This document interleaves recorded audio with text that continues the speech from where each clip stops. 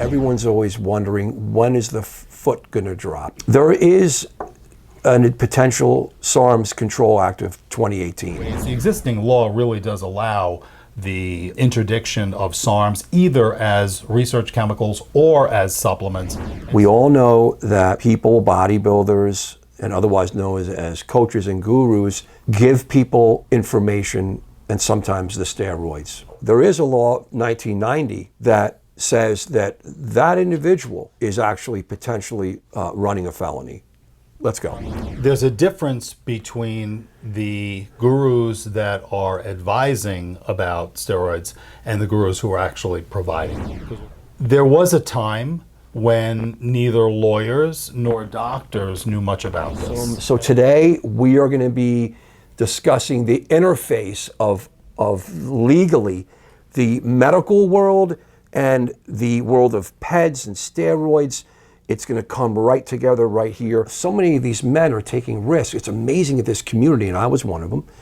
You know, being young, using some steroids, we just thought that we don't want to deal with the consequences, and we're high risk takers. Yes. There's no question. And now it's amazing to me that men take steroids and more SARMs and peptides from areas, your own friends, that we don't know where it was made. It's definitely potentially contaminated. Right. But you won't even take traditional medicines for hypertension. It is very interesting. It is. It is. It's completely different. And I appreciate what you're saying, because you and I kind of have a great overlap, certainly in what we do. You know, you're the Anabolic Doc, I'm Legal Muscle. You know, both of us come from backgrounds of physical culture, whether it's powerlifting, bodybuilding. I was a competitive bodybuilder. You're still powerlifting. I watch you. Still doing it. I watch your YouTube videos. I see what you're doing. So both of us are still in the trenches as physique, fitness athletes in our way. And both of us were sort of able to carve out a professional niche that caters to like-minded people. As what I do as a lawyer, most of my clients are in the fitness realm, whether they're supplement companies or they're people who are competitive people in sports who test positive, let's say, for a banned substance, or whether they are people using, possessing, importing, distributing anabolic steroids, often underground labs. I represent a lot of people in that sort of black market. So you really know this. World. This is your day job. This is my day job. So this is what I do. And I love what I do, because a lot of my clients are bodybuilders or other powerlifters, or in the physical culture world, which I grew up in. I was a day manager in a gym. I ran a personal training business for a while. I'm CSCS from NSCA, so I've got the accreditations in physical culture. I was a certified personal trainer, so I come from that background. I competed as a bodybuilder when I was a kid, and the pictures are on my Instagram. If you dig back, I've seen them. So you've seen those pictures. So I've walked the walk, and I love what I do. You know, I'm one of the few lawyers who I think was able to meld together my vocation and my avocation, my passions, what I'm interested in outside of the law with what I do, to sort of take a skill set that I have. I was a trial lawyer, I was a prosecutor, so I played for the prosecuting team, and now I'm a defense lawyer in many cases, so I kind of know the playbook from the other team. Do other lawyers look at you differently or directly criticize you? I think the physicality, look, when I walk into a courtroom and I'm in a suit, there's only so much you can hide. You know, when you're 225, 230 pounds, at 5'10" and a half or so, used to be maybe 5'11", you know. Love it. But when you're kind of there, it's kind of hard to lose that physicality from being seen by others. But, I try, and I'll tell you, whenever I deal with adversaries or in court, I try to be the nicest guy in the courtroom. It comes out. I respect everybody. I treat everybody with kindness. I go above and beyond to be the nice guy, because, and Jordan Peterson has sometimes said this, is that there's, in a muscular person, in a person who is, clearly in shape and who clearly could potentially do some physical damage. There's a subliminal message that's there, right? It's Love that, and I kind of know it's there, right? I think he calls it something, the potential for mayhem or something like that. Love it. And so I think that, I don't try to physically overpower anybody or be physically threatening or imposing. I think that may be there somewhere. So I try to completely go in the opposite direction. I think that blend really works. And I've been, knock on wood, I've been unbelievably successful with so many clients. If you go to my review sites or my website, rickcollins.com, you can find me there, or on Instagram at rickcollinsesq, and Right. you and I connect there all the time.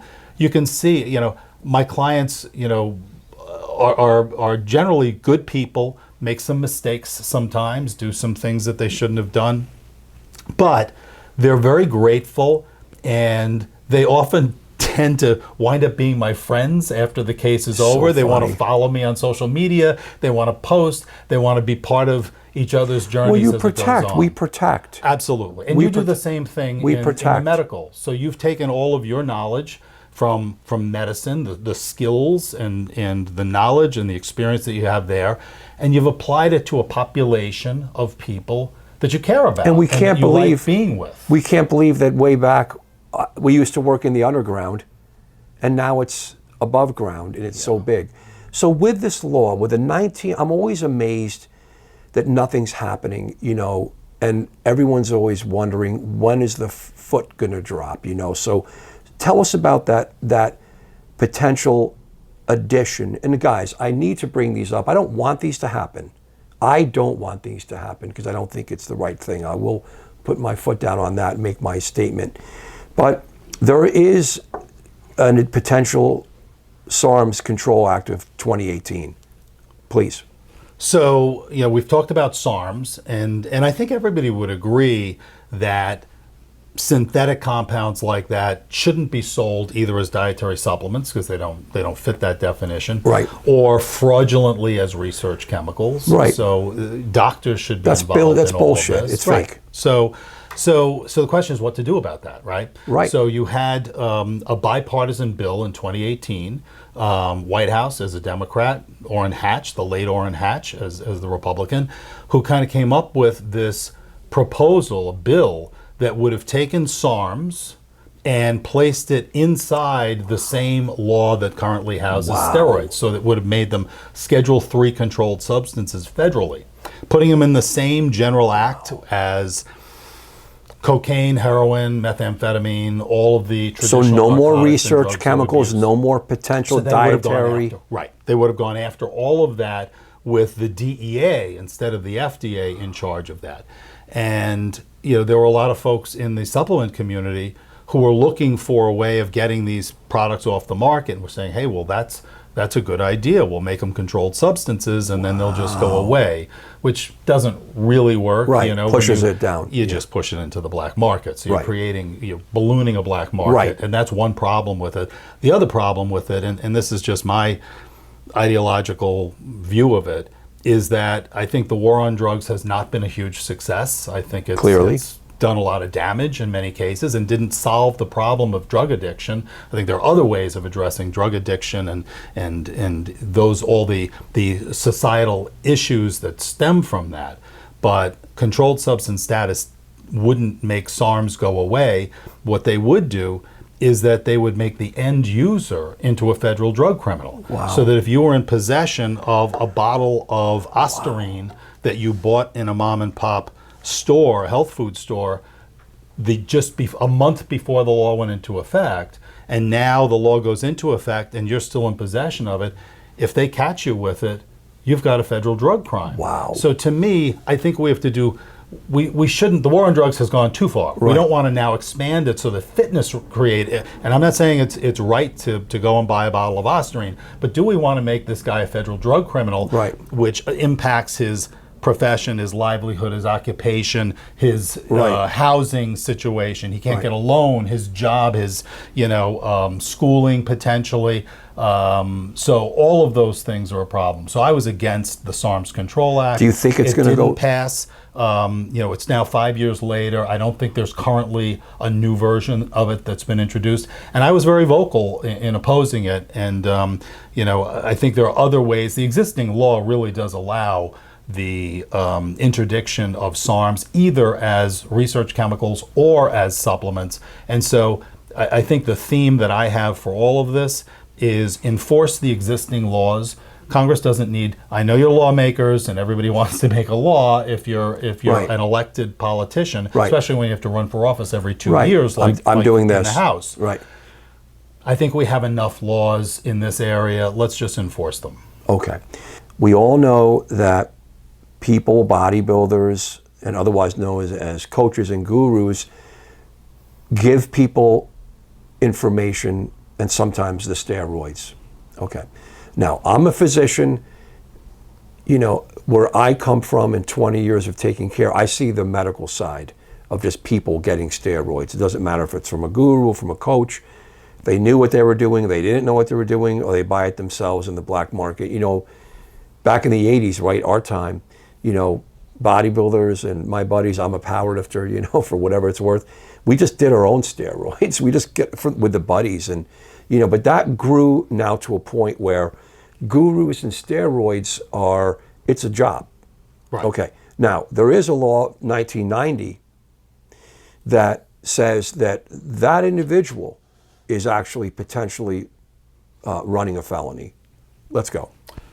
So there's a difference between the gurus that are advising about steroids and the gurus who are actually providing them. Because what the law basically says is if you're distributing them, you're certainly guilty of a felony under federal law and under the laws of most states. But if you're just talking about them, that becomes the question, right? It doesn't say, I thought it said that if you're advising or somehow encouraging. I don't know the actual so words. I think the words would be facilitating. And so if you are facilitating a crime, and we could debate what facilitating means, right? If they're on their phone and they're take this, take that. Yeah, so if and you're there's text message, advising, emails. Okay. If you're advising about all of that, the question is, are you facilitating in some way a transaction? So if a guru connects somebody to, okay, here's what you need to take, and here's the guy to call about it. Okay. Well, clearly you're now an accessory or Okay. accomplice. You're part of that. Okay. If you are abstractly saying, here's what I would take, and I would take, 500 milligrams of test a week, take, 200 milligrams of trenbolone, add Deca in, and 5, D-ball a day. Right. Okay.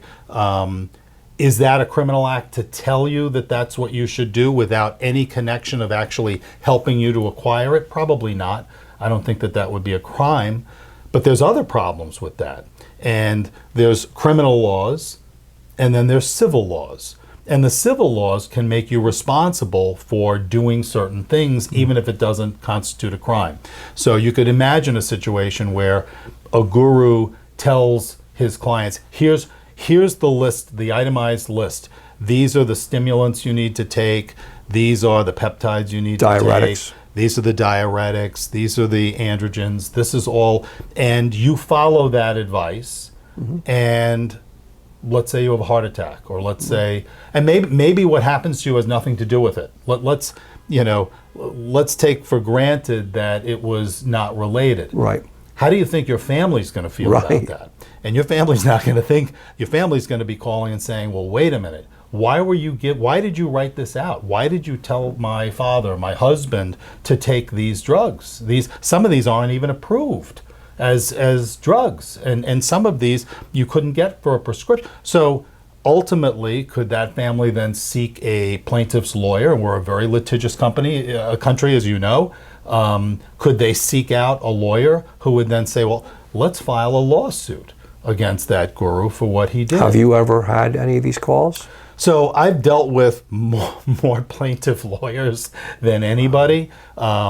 I have gotten calls from some gurus who've been concerned about about the potential for that. Okay. And I know, without giving any names, I know some folks who were very concerned, and even some families of somebody who passed who were kind of sniffing around the possibility of filing a lawsuit.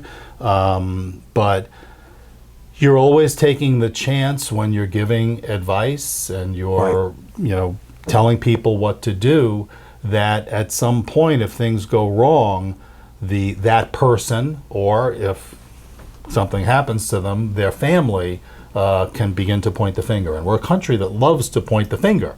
Nobody wants to take any responsibility either. The lawyers, guys, right? You need a lawyer, but you don't want a lawyer. And you're I'm one of the good ones. You definitely are. So let me ask you this. I mean, from a personal side, right? We're about the same age, right? Been around for a long time with the grace of God, right? We're here. Knock on wood again. And it's an iron brotherhood for sure. And I could say for myself that, I've done steroids and I'm on testosterone for sure. And what do you personally, is there something ethically, right, where you're telling a young man, and how, 19, 20, 14, 15-year-old, right, and you're a man, you're 25 or you're older, about steroids, you may be a big guru, you may be just a shit guru that the other gurus say you don't know what, it's all this, right? So now we're here now.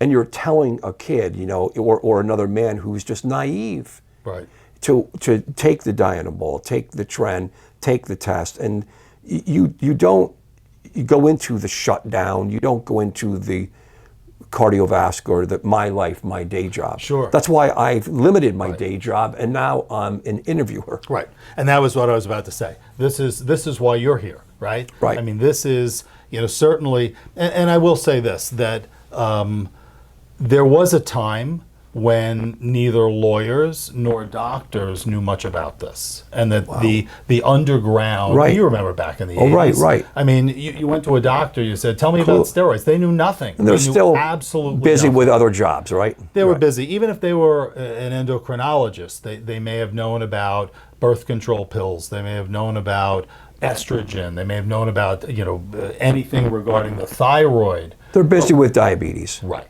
But when it came to androgens, they knew nothing. And when I wrote the first book I wrote was Legal Muscle, which was kind of a review of steroids in law, culture, politics, medicine, all sports, all aspects.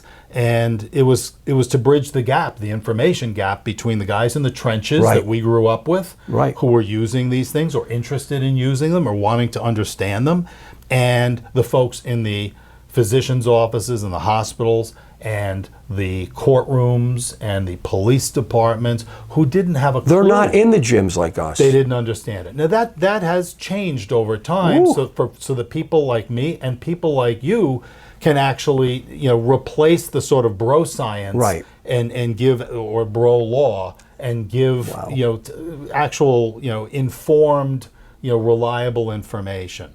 So I think that's a good thing. But it's funny because, like you said before, they're lab rats, right? The bodybuilding community, they're risk takers, they're willing to do. But they were right about certain things that medicine kind of caught up with. Bodybuilders knew that androgens would be beneficial in some ways, testosterone included, at a time when the medical community still doesn't Remember in the fully 80s, embrace it. the doctors, there was no data that steroids grew muscle? Right. Yeah. Okay. They were rigging the studies for that. But what do you think on a personal level, ethically correct to do that, to give that information to a young man, to say, we have to talk about it, guys. Right. We have to talk about it. And then it's amazing when I interviewed our dear Ron Harris, right? Sure. Our dear Ron Harris. Yep. And I said, editor of Muscular Development. Yep. Right. And another great man who's in his 50s, right? And he's here with us.